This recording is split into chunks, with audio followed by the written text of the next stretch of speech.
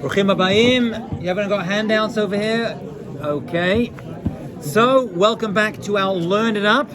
And tonight we're going to talk about the incredible power of speech, of dibur. Any form of relationships that we have somehow is going to involve talking and speech. We're going to go to the depth of this topic. Today, we may, if we have time, reach what you shouldn't say. But in order to figure out what you shouldn't say, you've got to figure out what you should say. Everyone talks about Lashon Hara, which is a good topic to speak about. Not actually speak. But before we figure that out, we've got to see the incredible power that speech has, and even the soul connection that we have with speech. So that's going to be today's topic. God created this world. Are we agreed on that? Yeah. Thank you so much. Great. How did God create the world? If you were God, that's how long. But how? Some miracles. Snapped his fingers like that. He went. Like waiting for your food. Let's go. Garçon, waiter.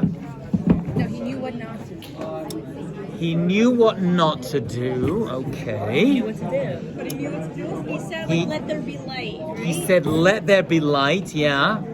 Why does he say that? Was needed. Why would he say that? If you think what that was needed. Everything was needed. Everything in creation was needed. Everything in this world has a purpose, has a function. The question we're going to figure out tonight is how it came into being. That's the nice discussion. And it's actually a fascinating answer. And I'm actually going to have a lot of fun with this. Because the rabbis tell us something unbelievable, and we'll see a beautiful proof of this. That we have to share with your families on Shabbat. Give them some nachat that you come into a Torah class once a week, or maybe more. God spoke the world into being. It says that. God created the world, ba'asara mamarot nivra olam. God spoke it. It doesn't say he massaged it, or he smacked it, or he punched it, or he cooked it. Maybe he did. But he said speech did it. So much so that you can even see, I just gave you on page 2, we're not going to go through the whole thing, there's a lot over here, but just so you can see it. Everything that was created starts with Vayomer. Vayomer Elokim Yor. God said, let there be light. Vayomer Elokim Yirakia. Let there be firmament. Vayomer Elokim Yikva Mayim. Gather the waters together. Vayomer. 10 Vayomers. Wow. It's a lot of talking. And what does it even mean God spoke? What does it even mean? I don't understand that. How are we meant to understand this idea? And I'll be honest with you, what's it got to do with us? Okay, God spoke the world into being. As machpatli, mazoseli. Who cares? Say God, I don't know, trampled it like you make wine with your feet. Yeah. You can continue. Okay, you can jump in any time you want. This speaking thing is going to continue. Because what's the difference between humans and animals? We eat, they eat. We sleep, they sleep. Right? We have relationships, they have relationships. We communicate, they communicate. So the big difference the rabbis tell us is that we speak. Actually, you'll see in a lot of Kabbalah Sfarim, they refer to man as the medaber, the speaking being. That's how humans are referred to. Animals do not speak, they communicate, but they can't speak. Speech is a uniquely human trait. So 1 minute, let's paste this together. We see God is speaking the world into being. We know that God made humans on Erev Shabbat, on the last day of creation, after he created animals, and said now the humans are going to differentiate from the animals because we have the ability to talk. So speaking is not only a human trait, it's a godly trait. It's got to be, right? Because we know God speaks, whatever that means. I don't understand what God says, right? But God speaks. Words create things. There is a fascinating hint to this, my dear friends. You're going to love this. In the first pasuk of the Torah, the first verse of the Bible tells us, Bereishit bara Elohim et hashamayim ve'et haaretz. Sound familiar? in the beginning, God created heavens and earth. Now that tells us a lot of really important information. One, there's a God. That's good to know. Two, there was no heavens and earth. Three, God came along and created heavens and earth. Now, if I were a Christian, which I'm not, I'm Jewish. Look at my nose. I would look at it, I'd be like, okay, that's pretty good. There's a God, there wasn't heaven, and now there's heaven and earth. God made it. But the Hebrew doesn't just tell us who and what. It tells us how. There's an extra word in the Hebrew that has no translation in that first verse. Anyone know what the extra word is? You've heard this before. Et. Very good. Et. What's et? Aleph. Taf. Aleph, taf. Aleph is the first letter of the Hebrew alphabet. Taf is the last letter. You know something unbelievable? You can read that first verse. Says the Baal Shem Tov and many others. Bereshit bara Elohim et hashemim v'et haaretz. God used the letters Aleph through Taf to create the world. So if you want to know what anything is in this world, go back to the words that God spoke out, and you'll find what that thing, that object, that idea really is. Are you following me so far? Okay.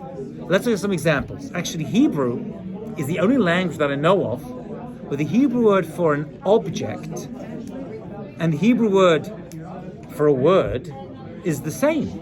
It's a davar. Right? A davar. Davar is an object, but a davar is also a word. Vayidaber. God spoke. By the way, what's the difference between Vayomer and Vayidaber? Vayomer Adonai El Moshe Lemor Darber El Bnei Yisrael. Said it. What's the difference? Very interesting. Vayomer V'daber. Seemingly no difference. There is a difference, yeah? They spoke back. Like you could talk to someone, you can say something, but Yadaber can be like having a conversation. I'll tell you what they say. Chazal tell us V'daber, even sounds it, is Lashon Kasher. It's harsh language. It's tough. Even Daber, Amar. Different ways we can speak. Some people need to hear Daber. When God spoke to Moshe Rabbeinu, He spoke Vaydaber Hashem El Moshe. He spoke. He gave him Davar. Here comes the word. You better listen. This is some pretty tough stuff. But then He says, when you tell everyone else, and anyone teaches Torah, don't do Daber, do Amirah. Do it nicely. Even the word Amar sounds nice, right? So Amirah is Lashon Rach. It's a nice soft language. So when you learn Torah, you're going to use Amirah. I wish I would have told the rabbis who taught me as a kid that idea, because they were all Daber. And kids don't want that, not today anyway. Now it's all loving and Amirah. But Moshe Rabbeinu didn't receive it. He received it as Dibur, as Lashon Kasher. So the word Davar is what God used, but Vayomer, to create the world. Okay, He spoke the world into being. What came first? Let's think a little bit this evening, okay? So just come with me on this journey and open your heads. What came first? The word or the thing? This is a table, yeah? What came first? The first ever table or the word table? Like for Hashem, it all came at once, but for us, it comes the thing comes after we speak it. I don't think it came up. What comes first? Well, for us, the thing comes first, right? You make a table. You make the table. You describe it. You got to call it a tablet against table, whatever the I don't know. The etymological. But actually, it's not God created the world. God created the word like you said. First came the word, and then came the thing. Oh, really? God said it, and then it happened. Oh, yeah. That's why it says Vayomer. But why is that important? Why do I care? It goes back to what we're saying. If you can go back to the word itself, it's going to tell you everything you need to know. Let's do some examples. Let's do some fun ones. What's the Hebrew word for a dog? Kelev. There's something about the word Kelev that represents a dog. What's that?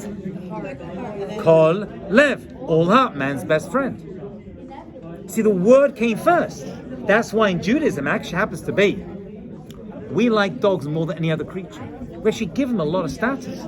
Think about all the other animals, right? The elephant drags things for us, and the ox schleps things, and the cow gives us this meat, and the sheep gives us wool, and the dog, what does it do? Yip, yip, yip, yip, right? And my little poochie poo poo poo, right? Everyone loves the dog, my little poochie poochie poo.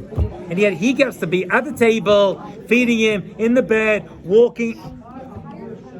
Why? Because the dog has a trait that no other creature has. to that extent.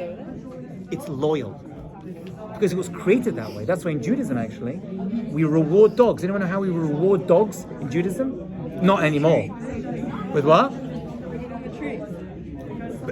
Actually, better. Korbanot. Leftover korbanot. Tishul lekelev, says the Torah. Throw it to the dog. It deserves it. Such a loyal creature. We love it. We can learn from the dog how to act. Not every way, but in a lot of ways, yeah. So I'm like a little over my head, but during the time of like the Navi'im and like in the Tanakh, I recall learning about how the Kelev was like the bad animal, or like the stray. They would always refer to it as like the stray, or like the... So there are aspects to the dog that we don't like. There are things they do in public. Actually, there's a whole talk on dogs, by the way, which I can give. Before Mashiach comes, it's the generation of the dog. We're in the generation of the dog. That's why people love their dogs more than their own family. It's a Mishnah that says that. Pnei ador, k'pnei hakelev. That may not be such a good thing. So there's an aspect to the dog that we like, and that is, it is a loyal creature. That it is. It does things in public we don't like. That bit we don't emulate. You got to pick the right animal for the right trait, right? You can't just pick, you want to be clean like a cat, right? And monogamous like a dove. Yeah, you don't want to be, bad like a dog.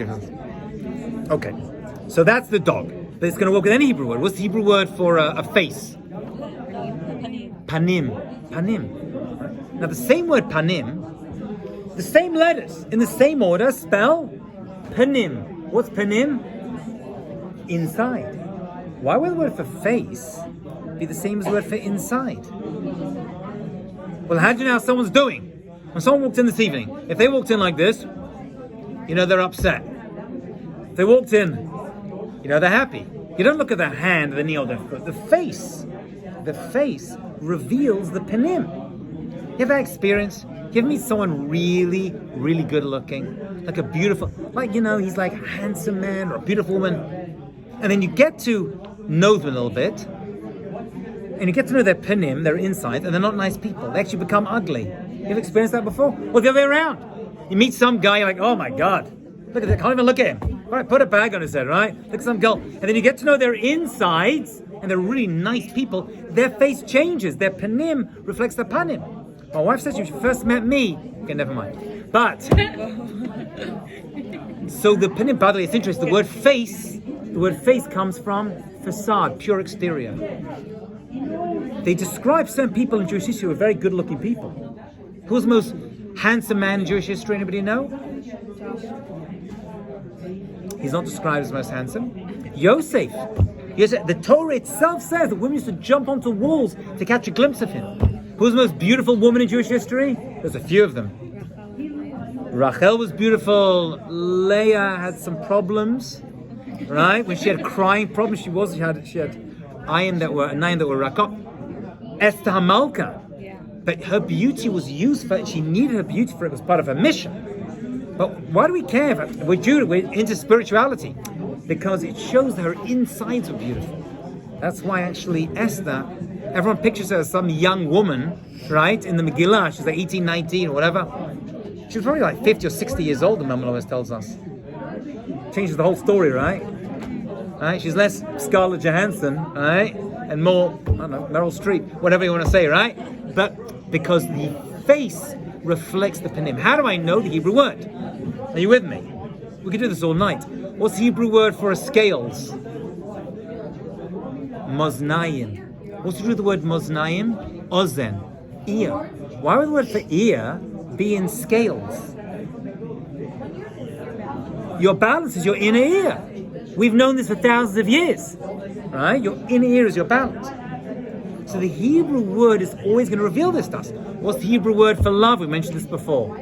Ahava. Right? So before it was a terrible cream being sold by some dodgy Israelis in the malls around New York and New Jersey and Vegas. Right? The word itself is going to reveal what love is. Because you look at the word, it tells you what that is. What's the root of the word ahava? Have, to give. So I know that love involves giving. Are you with me? So we can figure out, that's why we're obsessed with Hebrew. And that is the language of creation. Aleph through Tav. By the way, if a word does not exist, in its original form, then that idea may not exist either. For example, the Hebrew word for fun, that's Arabic. There is no Hebrew word for fun. Because fun is why you're doing it, it's fun. It's not a Jewish idea. I do it because I enjoy it. There's hana'ah, there's ahava, there's pleasure, there's love. But doing something because it's fun, no. I enjoy something, that's good. But not just for no reason. Everything has a purpose, everything has a tachlit. Everything has a purpose and a goal that I'm trying to reach. Are we together? What's the Hebrew word for romance? Romantica. Yeah, there's no word for it. There's no romance, right? She sees him, he sees her, they fall in love, he sweeps her off her feet, right? And then, the movie ends. Until you don't see the next morning. I, as the rabbi, see the next morning, right? When they call me up, or the next week, or the next month, like, oh my God, this is a nightmare. Where did the romance go? I'm like, it was never there. There's only ahava.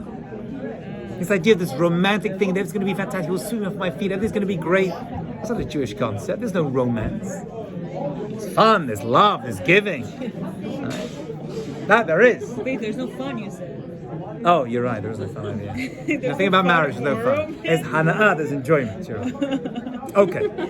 So everything in this world was created through speech. By the way, we say everything, we mean every idea, even the mazalot, even the angels, say the rabbis, were created. When God blew into Adam Rishon a breath of life, he became, says Onkelos, the famous Roman convert to Judaism, he became a speaking being. That's, as soon as Adam Rishon was created, the breath, this is important, because we're going to revisit this in a moment, the breath of life is speech. Breath equals life. Actually, for Jews, that's where we define life. This person breathing. But breath also represents speech. Yeah. In the second source, when we talk about how God said something, did he actually say it, or is it like... Okay, fine. So, God, that's a very good question. When it talks of God anthropomorphically, the having human traits, how do we understand that? I'll give you two understandings of that question. Since you asked it, I'm going to answer it. Two fascinating answers. I actually put this in my first book. One possibility is, which Rashi mentions, is that the Torah speaks in the language of man. So it says the hand of God means God is powerful. The eye of God, God sees all. The foot of God, right? The nose of God means, you don't know what that means? You see the nose of God? What does that mean in the Torah? It means God's angry. Af Hashem. Af means nose, and af means anger. Okay, because when a person gets angry. So different body parts refer to different parts. That's one way to understand it. So the Torah speaks in the language of man. I'll give you a little Kabbalistic understanding. Listen to this, an amazing idea. It's going to blow your mind. It says the hand of God, right? It says the hand of God. So I don't understand what God's power means, so it just says it because I know what a hand is. That means this is a real hand, and it just says God. God doesn't have a real hand. This is the real hand. The Kabbalah says the exact opposite. God has a real hand. That's the real hand. It's purely spiritual in nature, obviously because God's not physical in any way, shape, or form. But if God were to have a physical hand, this is what it would look like. Get it? A little deep for a Wednesday night. In other words, it's not that we have the real hand and we give God the analogy. It's the other way around. God has the real hand and we are the analogy. We are walking analogies. We're made b'tselem and made in the image of God. That doesn't mean physical. God is purely spiritual. We have free will. God has free will. But God has the real hand. He has the real eye. This is an analogy to help us understand what God's all about. So you can look at the physical body and understand God. You getting it? Too deep for a Wednesday night and burgers? Think about that. It's a fascinating idea. We're not in really, we're an illusion. We are an illusion. That's how Kabbalah sees the world. This is Alma de Shikra, a false world. We are walking illusions. Really physical representations of a spiritual world. We get so attached to this life, meanwhile we're just like illusion. Yeah. It's crazy. Yeah, that's exactly what it is. This is a transient world. A transient world. Yeah. Okay. So where does this all come from? Let's go a little bit deeper. So We're made up of a soul, right? Actually, I say better than that. I'm even going to say better. Did you know that none of you have a soul? Jude doesn't believe you don't have a... What? You are a soul. You have a body. You are a soul. That's our essence. The body we have, short term, God within 120 years, but you are a soul. You have a body. You need a clear vessel in order to get stuff done in this world. So in Olam Hazeh, God gives us this vessel called a body, a guf, for a neshama to go into. So the neshama goes into the body, and we carry it around. Just like this is not my analogy, just like the shoes carry the body is the shoe for the soul. We could give a whole talk just on shoes, which would excite you, ladies, I'm assuming, right? It makes my daughters very happy. There's always a new pair outside my front door, good for them, right? But really, just as the shoe holds the body, so too the body holds the soul. Phase 1. Phase 2. You don't have one soul. You have... 7. Nope. How many souls do you have? How many souls do you have? How many levels of the soul do you have? You gotta know this is Basic Judaism 101. You gotta know this. Wow. It's a number. It's a number. 18. No, 26. 26? What's going on over here? I think there's just one level. This is very important. You gotta know this. You have 5 levels of your soul. Let's go through them. Why is this Basic Judaism? I guess 5 because You gotta know this. Okay, but now I know. You said 5? Kimber got it. Baruch Hashem. Let's go through them. And let's figure out, because each one of them does something else. We're actually going to talk about 3 of the 5 in detail. I'm even going to tell you where these 3 levels of your soul are located. You didn't know this? If you did know this, you learned this in my class. Yeah. There's 5 levels to your soul. Let me explain. I'll make it very, very clear. But 3 main ones. 2 are not in this world. I'll explain. This is from the Ramchal and many others. Actually, it's based on Tanakh. The lowest level of the soul is the nefesh. The nefesh. The nefesh we share with animals. It's called the nefesh bahamit, the animal soul. That level of your soul, listen, that level of your soul, the nefesh, is the bit that has the same drive as an animal. The desire to eat, to sleep, to have relations. Anything physical is coming from the animal soul. That's why we have in common with animals. Animals have a nefesh. That's the only thing we have in common with them. The nefesh level. Okay? Where is it located in the body? Nefesh hiha dam, in the blood. That's why you're not allowed. It's actually a Torah prohibition to drink animal blood. Because some way, that's rabbinic. You're not allowed to drink your own blood, but that's rabbinic. Human blood is rabbinically prohibited. Animal blood is what the Torah speaks. That's why we salt the blood to remove the blood from the meat. Because there's a dam hiya nefesh. The animal blood is found, the soul, that level is found in the blood. Therefore, it's asur to drink the blood of an animal on a Torah level. So we wash it away, right? You pour it away. If it's a large animal, if it's a chicken, you salt it. You salt it to draw it out. Okay, that's where it's located. Where is it? In many, many places. But nefesh adam, it says in the Torah, nefesh adam, adam hiya nefesh. But the Ramchal, everyone speaks about this. You're saying it's in our blood? Yeah, so whatever that means, it's located in the blood, the nefesh. It's moving around and it's part of who we are. So why does it matter if we have animal blood if we already have it in us? No, because that's our own blood. Human blood is different. Yeah. Okay? So that's why we do not drink animal blood. That's one level. Now we're going to jump to the 3rd level. Okay, so with me. Stay with me, okay? So we have... Hold on. Stick with me, sisters. We have the lowest. We are going to have 5 levels, okay? The lowest is the nefesh.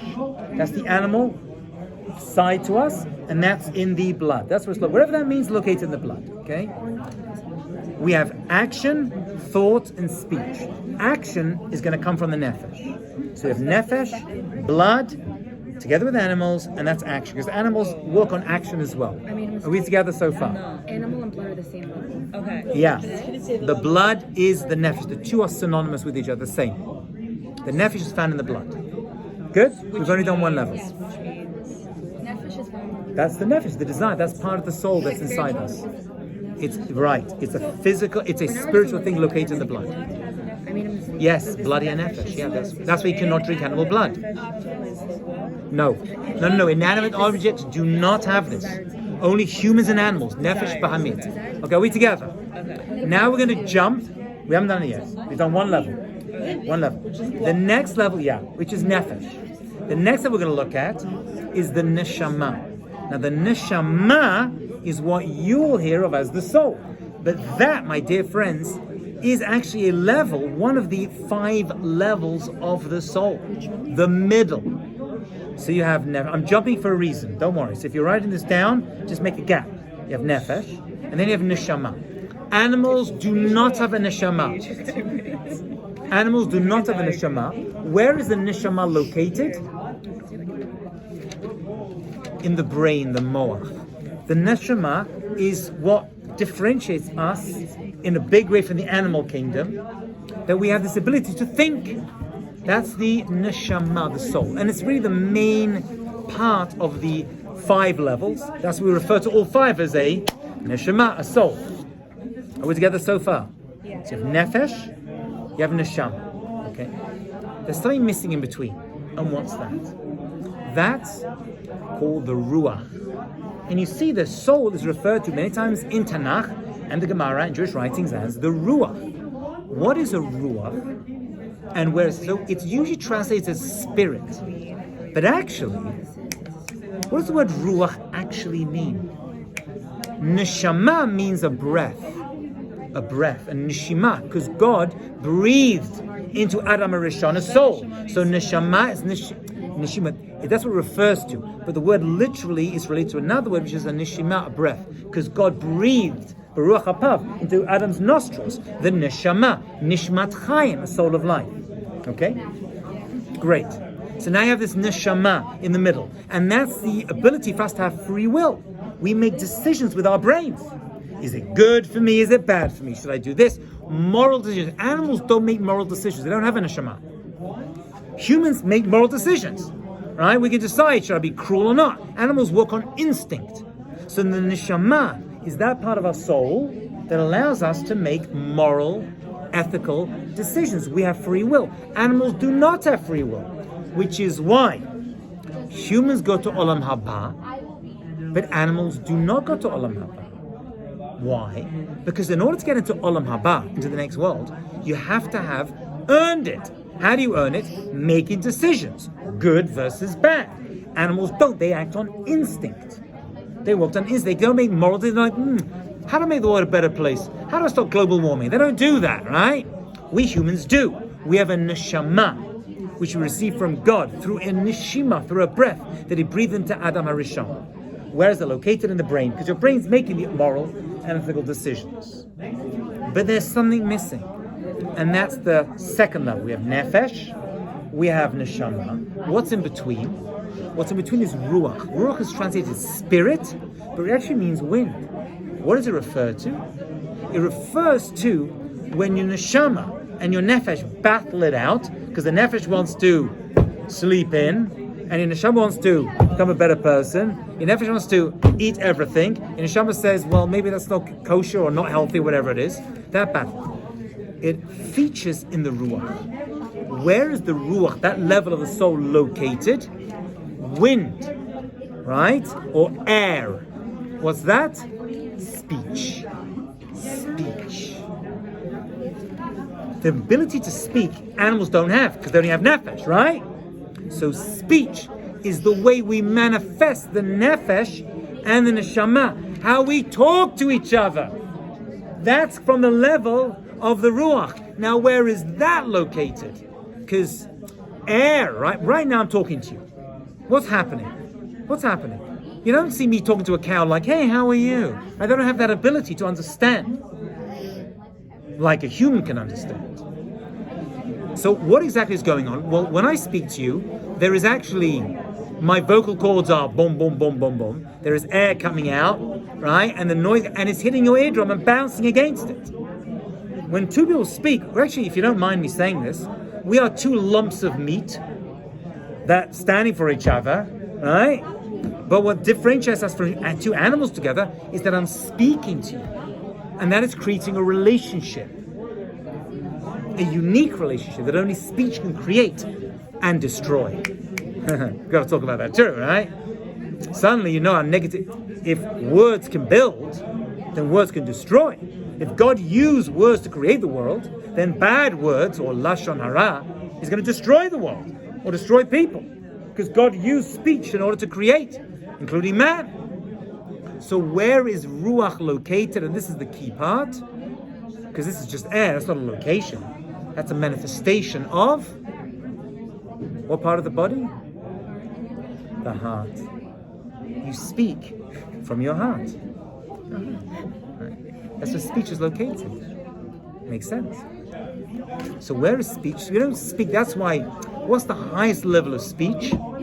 Prayer, tefillah. Prayer is the highest level of speech. And that's why prayer is actually called avodah sheh balev, in the heart. Right? Avodah sheh balev. Speech at its greatest point is talking to Hashem. Right? Or how does God speak to us? Well, a couple of ways. Through nevuah, through prophecy, or us learning Torah. Any relationship must have two-way communication. If there's only one-way communication, it's not a relationship, it's a dictatorship. So in order to have a relationship, you need two-way communication. Where do we see that with us and Hashem? We may have a relationship with God. So when you pray, that's you talking to God.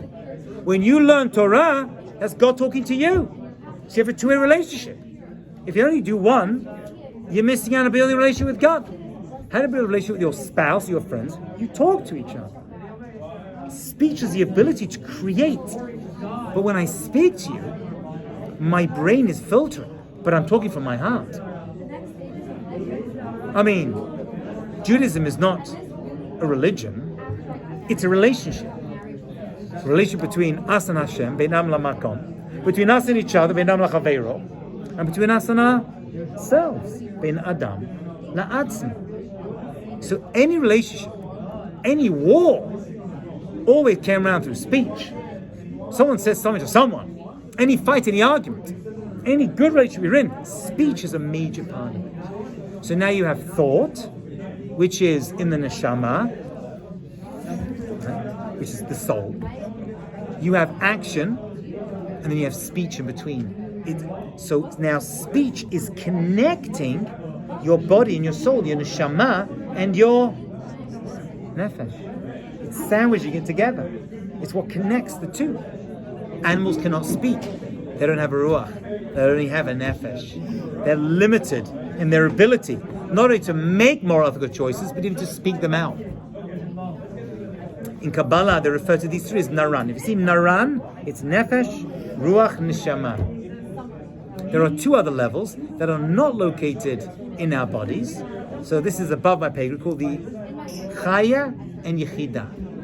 Now those, says the Ramchal, are located in the spiritual realm and Shemayim in heaven, but they're connected to us. There's a shelter chain that connects us to the spiritual world. So when you speak, you can lift up, and if you do something bad, I mean karet, la'aleinu, right? Being cut off of certain sins, like eating Yom Kippur or eating chametz on Pesach. They say you're actually cutting yourself off from your spiritual source. That chain is being cut off. We don't want that. We want the chain to be connected. That's literally the word is a shelet. They refer to as a chain. Okay. We did a lot today so far. Any questions so far before we move on? Yes, Kimber. Is there a question about like nevuah versus learning Torah? How can this might be a really bad question. How can nevuah compare to learning First Torah? of all, there's no such thing as a bad question. There's bad answers. I've had plenty of those. Every question is a good question. And actually, it's a great question. Nevuah is Torah. Torah is Moshe Rabbeinu's prophecy. That's what we learn. We learn Torah. Right now, we're discussing, that's what it's called, the Torah of Moshe. Right? Moshe Rabbeinu's prophecy are the 5 books of the Torah. So Moshe Rabbeinu received the Torah. By this, interesting. Now I've thought about it, just mentioning it now. Moshe Rabbeinu had a certain challenge. What was his challenge? Speech. Weird, right? The greatest prophet that ever lived, the greatest Nevuah, the greatest Navi, greatest Nevuah is the Torah, greatest Navi, Moshe Rabbeinu, he had a speech impediment, right? Everyone learned the Midrash. Did you learn this as a kid? If not, right, Paro wanted to bring him in, Batya brought him in, and he did that test with the gold and the coal. Everyone learned that story. Touched the coal, touched his mouth, he burned himself. It's not a coincidence. Not a coincidence. Because what would you think? The only reason Moshe Rabbeinu was listened to is because he was a great orator. It doesn't say that. He's not described as great. People will be fooled by it. That's what the Rambam says. So the fact that he had that deficiency, that he had a lisp and whatever it was, right, means people didn't accept him because of the way he spoke. Then you would think he wasn't very charismatic. It's not a prerequisite. He's called one way and one way alone in the Torah. How's he called? The greatest prophet that ever lived and the humblest person who ever stepped foot on the earth. That's what the Torah itself says. That's what Moshe Rabbeinu had to write in the Torah about himself. And he's still the humblest person. Ironic, right? He had to write that down. He had to write down, I'm the greatest Navi that ever lived. I forgot, and he's still the humblest person. Wow. That's impressive. I'd be like, hey, humble? Dude, I'm the greatest prophet that ever lived, So when you learn Torah, the Torah comes to us through Nevuah. That is the mechanism, but that is the switch that brings Torah down into this world. As a follow-up, Please. how can that compare to God actually just speaking tongues? Like, I know obviously you learn Torah and I get all of that, but during the times of the Beit HaMikdash, we're like, we learned that even if you weren't a Navi, you still had some kind of level. There was a time that God spoke to the entire Jewish people directly. We are all Nevi'im. As the Gemara says, maybe we're not Nevi'im anymore. As I always say, we're no longer a prophet organization. But, Kimba, there was a time. Anyone know when God spoke to the entire Jewish people en masse? Harsina, the first 2 commandments. Anoch Hashem lo Yerah, were the most 2 important commandments. God spoke, and what did the Jewish people say? We can't handle it. Moshe Rabbeinu, you do it for us. You act as our intermediary. But every single Jew, not just one person. I know in the movie, right, or the cartoon, right, Moshe Rabbeinu, Charlton Heston goes up to the mountain and God speaks to him privately. That's not how it happened. The book's better. The book says different to the movie. The Torah says that God spoke to the entire Jewish people. Moshe Rabbeinu says, you heard God speak directly. The first 2, that's why the first 2 of the Seret Dibrot are in the first person. So we did receive it. There was a time, but then we couldn't handle it. Right? And by the way, just because a person receives prophecy, does that mean they become a good person? There were bad prophets in Jewish history. There was a non-Jewish prophet called Bilam who was terrible. And after they received prophecy and received the Torah, they still worshipped the golden calf. So it's not a... Why were they chosen to receive the Torah? Okay, that's that's a whole different question we discussed around Shavuot time as well, Hashem. Should answer is because of our avot and Yemot. That's why. That's a short answer. I have a question. Yeah. Do plants have... No, they do They're not. living. No, not the What same about level as an animals animal. that don't have blood? There are some animals that... So, if an animal, then it may not be shechted, for example, right? It would have different laws to it, but it's still asur. It still has some life force in it, which is considered nefesh. So if there is such a creature, it doesn't have blood, not that I know of one, but... And we have cold-blooded creatures, which are treated differently. Like a fish does not need shchita, right? Because cold-blooded is different. We treat it differently to a warm-blooded animal. No doubt about that. Okay, let's do a little bit more, then we'll finish. God bless you. We're going to return to this topic next time. I will not... Next week there's no class. Week after that, I'll be in London, Bezrat Hashem, visiting my family. What? We postponed that too. We did? How? So the next 2 weeks... Okay, fine. No problem. Okay. Communication. So Adam and Chava were created, according to the whatever this means, back to back, like this. Back to back. You heard this before? The famous Midrash. And what did Hashem do? He split them. And then what did he do? He made them face face to face. Why? I'm sure they were fine. One being. Didn't have to look at each other. Right? And they're back to back. And then what does he do? He splits them. So we learn something very important. When you communicate, you don't just communicate with speech. You communicate with your face. He says that Moshe Rabbeinu spoke to God. They spoke panim el panim. God's face, whatever that means, to Moshe Rabbeinu's face. Panim el panim. When you talk to someone, you talk to their face. I do a lot of counseling. And I sit with couples. Many of them. And you sit down and you talk. And one thing I'll notice is when they're having problems, he doesn't talk to her. He talks to his shoes. You see that? Well, Rabbi, I don't want... And she'll look at me no, don't say it to me. Talk to him. Talk to each other. God purposefully teaches us this lesson that when you communicate, you talk panim al panim. That's the way we need to communicate with each other. That's what it's talking about. So God put Adam to sleep, pulled her aside, and made him now communicate panim el panim.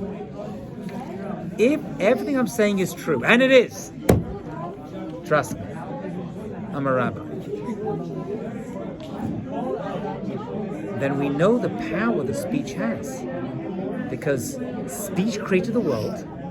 God created everything that we have in this world with speech. You can go back to any Hebrew word, double click on it, and figure out what that thing or that object or that idea is. That's why we're obsessed with Hebrew.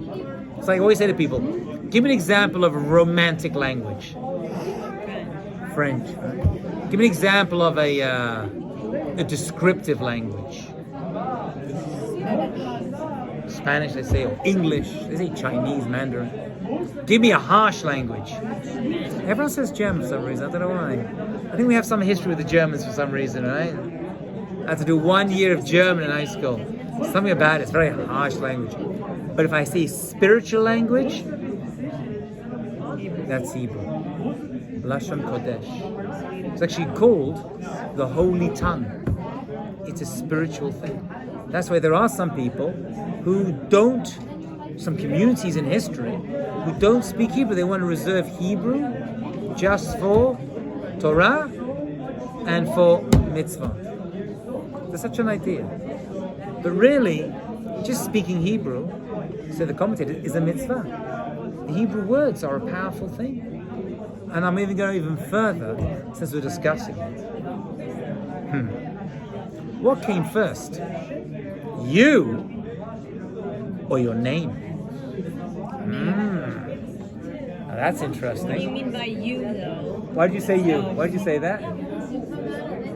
Exactly. First you get born, and your parents are like, oh, now we've got to find a name. But we said it doesn't work that way, didn't we? We said it can't be.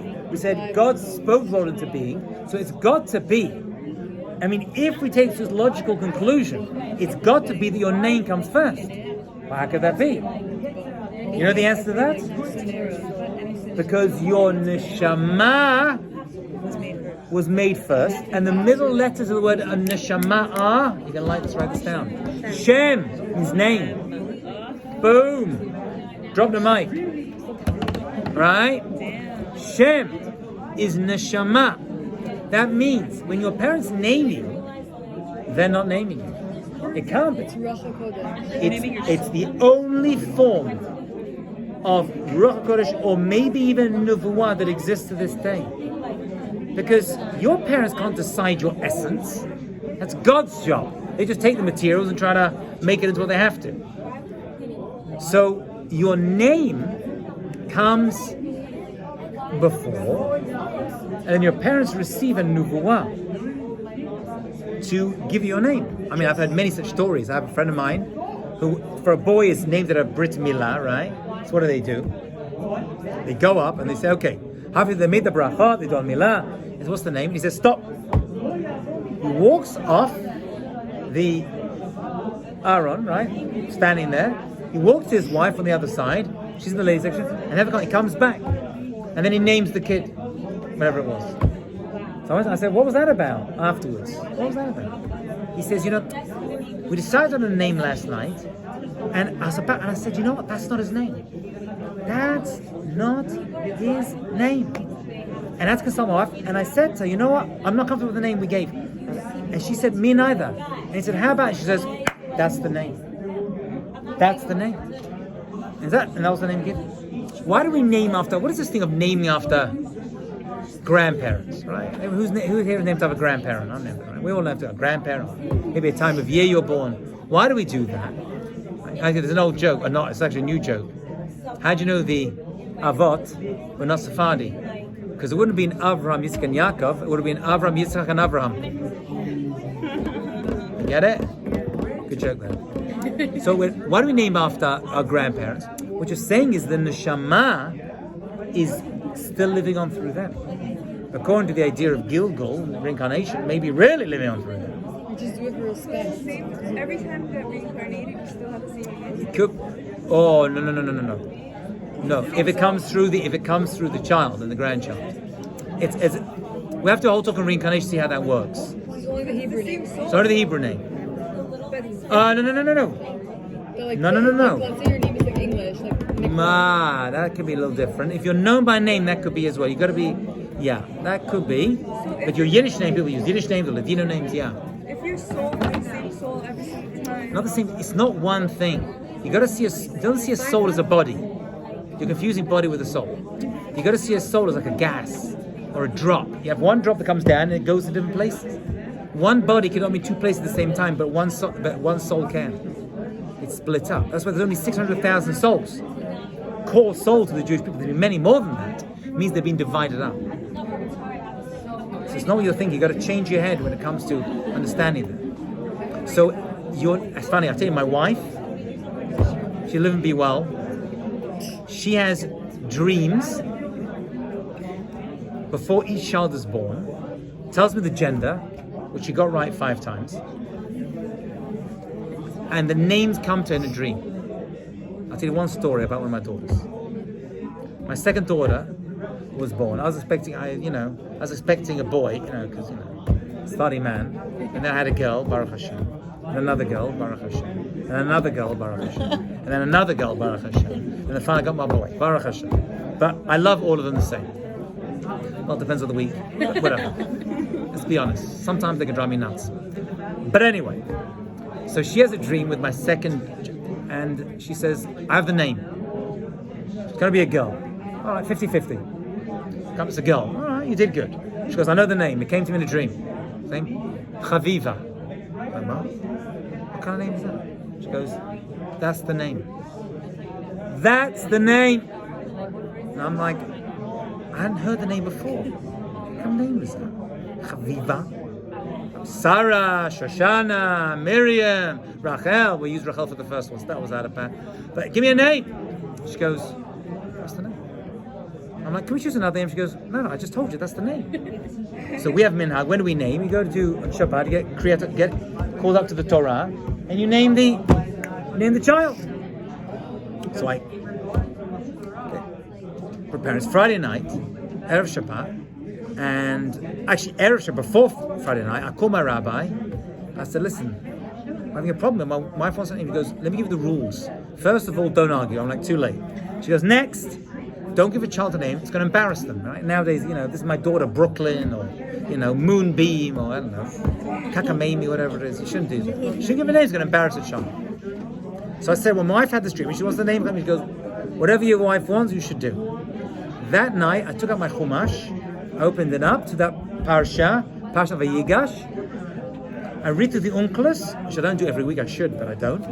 And it said in that week's Parsha that was going to be that Yehuda and Yaakov, Nefesh Kshuba Nefesh, their souls were, Yosef actually, their souls were connected. And he used the word Chaviva. So there it is in the Parsha. I thought, my wife, you win. She goes, of course I win. Very dear, very special. She was also born on Chanukah, right? And that's the only mitzvah the Rambam describes as Chaviva Ad Ma'od, very special mitzvah, lighting the nerot of Chanukah, of the menorah. Sounds like very, very good. This happened every single time. Yeah. And then, Motzei Shabbat, my rabbi calls me, and he's like, I got the strangest coincidence for you.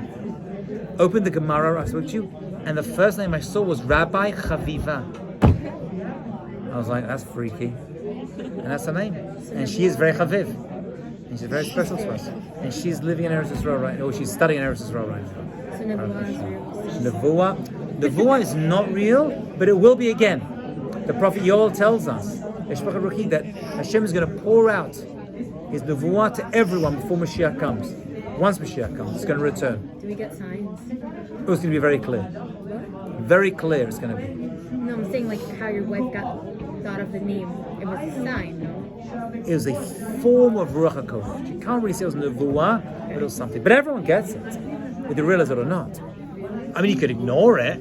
You can ignore Nevuah, right? Where do you look? Like, I mean, everyone gets it. Everyone receives, when they're about to name their child, they receive a certain Ruach HaKodesh, says the Arizal of how to name them. Because your name is your word. My point is this. How do we get to this understanding?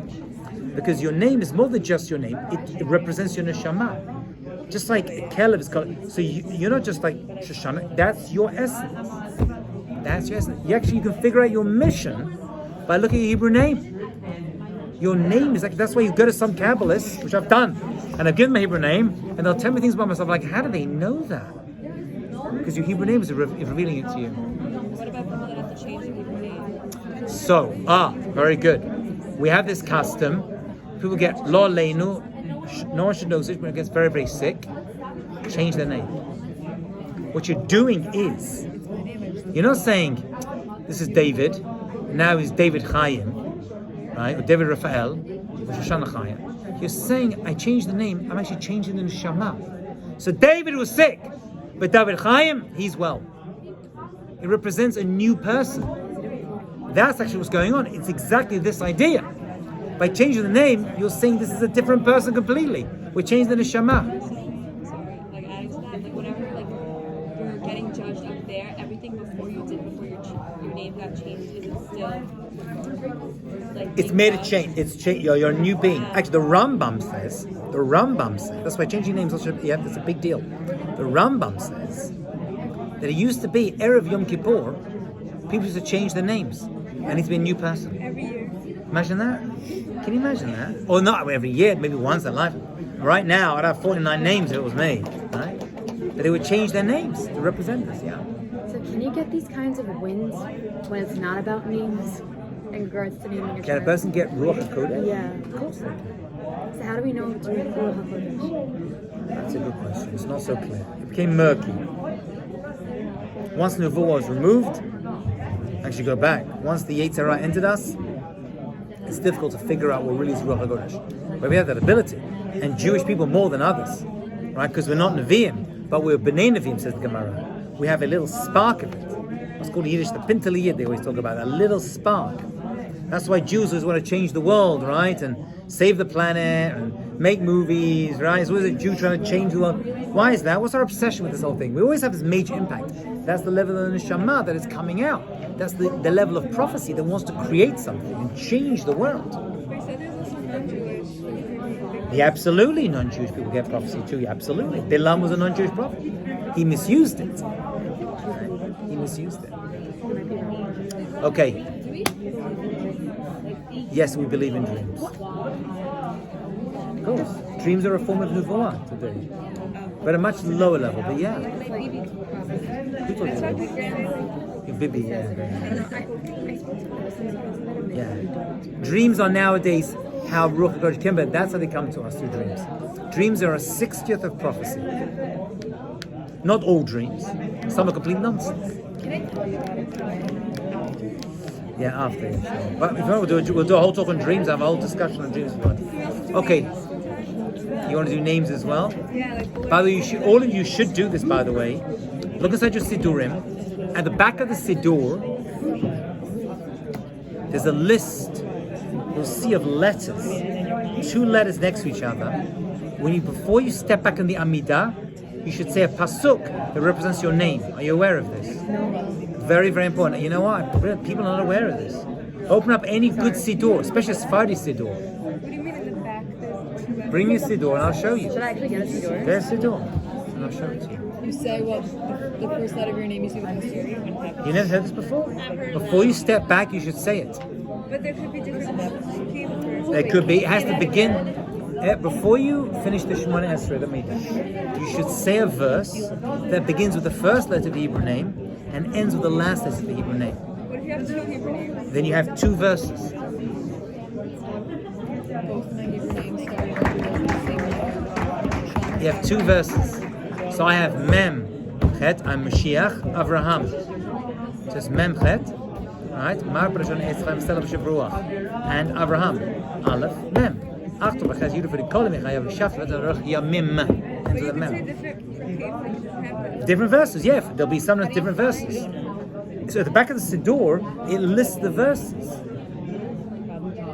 It lists various Pesukim. Shoshana and with an E, a hey or Shoshana ends Hebrew with name, yeah. And also Sarah. Usually Hebrew names end with hey, Aramaic or Yiddish names end with an aleph. Yiddish names end with an aleph. I don't know if that's going to help. How'd you feel machzolish? The stores for the synagogues are closed. So I'm No, I don't think it's going to happen. You need a regular siddur. It won't be in here. No, this is a tikkun. It won't be in here. I just want to show you though. It'll say, now say right before you say the second Yehil Ratzon. Before you say the second Yehil Ratzon, Segula, Shelo Yishach Shemo Liyom Adin. It's a segula. It's a special thing that you don't forget your name in the day of judgment. Yomer Kodem Yehil Ratzon. Before you do Yehil Ratzon, Pasuk, a verse, Mitanach from Tanakh, Hamatchil Ba'ot HaRishona Shel Shemo, that begins with the first letter of your name, Umesayim Ba'ot HaAchrona Shel Shemo, and ends with the last letter of your name. Never heard that before? Every day? Every time you do the Amidah. How do you find a pasuk with your name? So at the back of the Siddur, it'll have a bunch of Pesukim. Won't there be like a bajillion different combinations? There are many, you'll see there's many combinations. Thousands. No, not thousands. Not thousands, because there's a limited amount. There's a limited amount. But usually most things end in hey. Well, no, it depends. Hey, Chet, Yud, Lamed. Okay, we'll stop over there. That's homework. Go find a Siddur, look in the back of the Siddur. Yeah, we're really confused. Did you say